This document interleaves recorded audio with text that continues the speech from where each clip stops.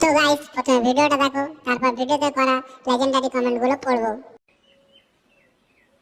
Hello মা, আমাকে না আমার শাশুড়ি আটা মাখাতে বলেছে।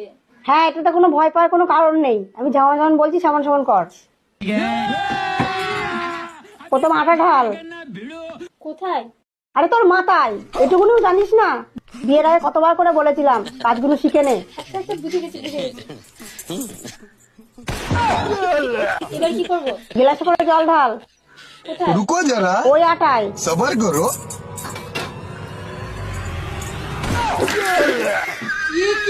বল শক্ত আছে না নরম আছে? নরম নরম লাগছে। তাহলে একটু শুকনো আটা দে। করেছি, দিয়ে এবার কেমন হয়েছে আমাকে বল। একটু শক্ত শক্ত লাগছে। এবার হাতে করে একটু জল দে। ভালো করে মাখিয়ে আমাকে ফটো তুলে পাঠা।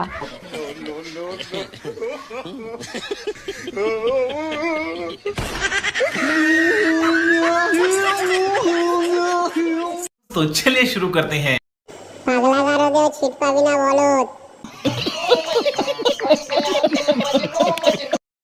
মা মনে হয় এখন কমাতে।